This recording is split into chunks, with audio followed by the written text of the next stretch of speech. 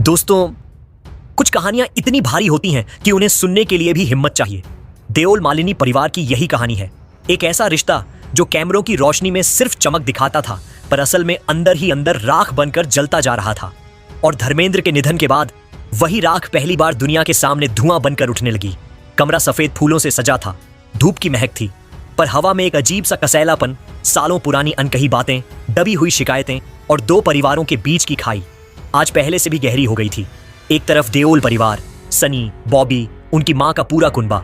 दूसरी तरफ हेमा मालिनी, ईशा और अहाना, तीन औरतें जो वर्षों से अकेले खड़ी थीं। ये वही दूरी थी जो धर्मेंद्र ने खुद किसी न किसी तरह बनाए रखी थी। कभी एक घर में ज्यादा रहते तो दूसरा घर नाराज होता, फिर दूसरे घर में ज्यादा रहते तो पहला घर तिलमिला उठता। और इन सबसे ज्यादा घायल हुए थे दोनों तरफ के बच्चे। उनके दिलों में जो कसक, जो कड़वाहट दबी थी, वो आज आंधी बनकर फूटने वाली थी। रस्में खत्म होते होते ईशा की आंखें लाल हो चुकी थीं। वो बार बार सनी की तरफ देख रही थी, जैसे उसकी आंखों में 40 साल की कोई कहानी अटकी हो। आखिरकार वह धीरे धीरे सनी की ओर बढ़ी। उसकी आवाज कांप रही थी, पर उसमें हिम्मत थी, एक बेटी की हिम्मत जिसने अपने पिता को पूरा जीवन बढ़ते देखा था। ईशा, भैया, पापा चले गए, पर एक सवाल अब भी रह गया है, हम हमेशा उनके हिस्से में कम ही क्यों आए?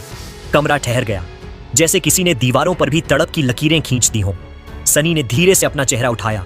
उनकी आंखों में सिर्फ गुस्सा नहीं था, दर्द भी था। मर्द रोते नहीं, पर आज उनका दिल चीख रहा था। सनी, ईशा, बात कम ज्यादा मिलने की नहीं थी। बात यह थी कि पापा हमारे थे, पर तुम लोगों के भी थे। हम दोनों तरफ के बच्चे उनके बीच बट गए थे, पर यह बंटवारा हमने नहीं मांगा था, वो पहले से हमारे ही थे। ये बात ईशा के दिल को चीर गई, जैसे सनी ने तमाचा जड़ते हुए कहा हो कि हम तुम्हारे बीच नहीं आए, तुम लोग हमारे बीच आ गए थे। उनकी आवाज भारी थी, जैसे सालों की राख उनके गले में अटक गई हो। ईशा चुप नहीं रही। उसने वो कहा जो उसने कभी दुनिया को नहीं बताया था। ईशा, भैया, पापा ज्यादातर आपके साथ रहते थे, हमारे घर आते भी थे, पर वो समय, वो साथ जो एक बेटी अपने पिता से मांगती है, वो हमें कभी नहीं मिला। उसकी आवाज टूट गई। अहाना का दिल कांप गया। हेमा मालिनी की आंखें भर आईं। कमरा एक बार फिर से सन्नाटे में डूब गया। सनी की मुट्ठियां कस गईं। उनके अंदर एक और तूफान उठा, जैसे उन्हें पहली बार एहसास हुआ कि उनकी नाराजगी अकेली नहीं थी, दूसरी तरफ का दर्द भी उतना ही गहरा था। तुम्हें लगता है सिर्फ तुम लोगों को कम मिला? सनी की आवाज भारी हो गई। तुम जानती हो ईशा, जब पापा तुम लोगों के साथ रहते थे तब हमारे घर में भी आग लगती थी। हमारी माँ रोती थी, हम इंतजार करते थे कि पापा कब आएंगे, पर वो नहीं आते थे। हम भी टूटते थे। ये सुनकर ईशा का चेहरा जम गया, जैसे किसी ने उसके दिल में सुई चुभा दी हो। ईशा की आंखों से आंसू बहने लगे। ये वही पल था जब दोनों समझ गए। नफरत दोनों तरफ थी और घाव भी दोनों तरफ थे। जब ईशा रोती हुई मुड़ने लगी तो वही हुआ जिसकी किसी को उम्मीद नहीं थी। सनी अचानक उसके पास आए। उन्होंने पहली बार इतने सालों में अपनी सौतेली बहन को बाहों में खींच लिया। पूरा कमरा हिल गया। हेमा की आंखें फटी रह गईं। अहाना कांप गई। सनी, ईशा, हमारा गुस्सा, हमारी नफरत हम दोनों का नुकसान कर रही थी। हमारे पापा चले गए, अब हम सब भी एक दूसरे को खो दें, ये मैं नहीं होने दूंगा। ईशा सिसक उठी। 40 साल की कड़वाहट 1 मिनट में धुल तो नहीं सकती, पर पिघलने जरूर लगी थी। कमरे में बैठे सब लोग रो पड़े, क्योंकि ये सिर्फ भाई बहन का गले लगना नहीं था, ये दो परिवारों का दर्द का विसर्जन था। सनी ने ईशा के सिर पर हाथ फेरा। पहली बार सबकी आंखों ने एक टूटे हुए परिवार को फिर से जोड़ने की कोशिश देखी। पर सवाल अब भी अधूरा है, क्या सनी ने 40 साल की नाराजगी छोड़कर अपनी बहनों को गले लगाकर सही किया, या फिर जो सच्चाई थी, जिस दूरी को सालों से पाला गया था, उसे एक पल में तोड़ना गलत था? आपको क्या लगता है, क्या सनी देओल ने सही किया? तो कमेंट में लिखिए सही, या आपको लगता है कि इतने सालों बाद भी दूरी रहनी चाहिए थी? तो लिखिए गलत। हम देखना चाहते हैं कितने लोग दिल से इस टूटे रिश्ते को समझते हैं, और कितने लोग आज भी सच को उसी कड़वाहट के साथ देखते हैं जैसे ये परिवार दशकों से देखता आया है। दोस्तों, बॉलीवुड में जितनी मोहब्बत की कहानियां लिखी गईं, उतना ही दर्द उसके पर्दों के पीछे दबा हुआ है। पर एक रिश्ता ऐसा है जिसे किसी ने कभी समझने की कोशिश नहीं की। 40 साल से बंद एक किताब, जिसके पन्ने खून, आंसुओं, गुस्से और खामोशी से लिखे गए। ये कहानी है एक जिद्दी बेटे और एक सुपरस्टार सौतेली मां की, सनी देओल और हेमा मालिनी की। आज हम उस सच्चाई का ताला खोल रहे हैं जिसे खुलते देखने के लिए पूरा बॉलीवुड तरसता रहा। एक रात और पूरा बॉलीवुड हिल गया। साल था 1980। धर्मेंद्र ही मैन, लाखों लड़कियों की धड़कन, लेकिन उनके लिए सबसे कीमती दुनिया थी उनकी पहली पत्नी प्रकाश कौर और उनके 4 बच्चे। उन बच्चों में एक था सनी, पंजाबी खून, सच्चा दिल और अपनी मां के लिए पिघल जाने वाला बेटा। पर एक शाम एक खबर घर में घुसकर सब कुछ तोड़ गई। धर्मेंद्र ने धर्म बदलकर हेमा मालिनी से दूसरी शादी कर ली। जिस घर में हंसी गूंजती थी वहां सन्नाटा उतर आया। एक बेटे का हीरो उसी रात उसका गुनहगार बन गया।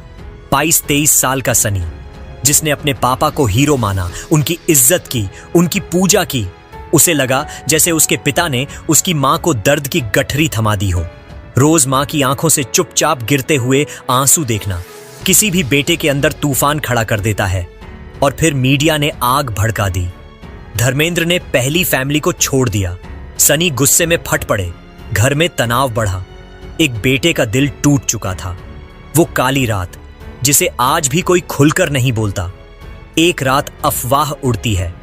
सनी देओल गुस्से में, लाल आंखों में बदला लिए हेमा मालिनी के जूहू वाले बंगले पहुंच गए।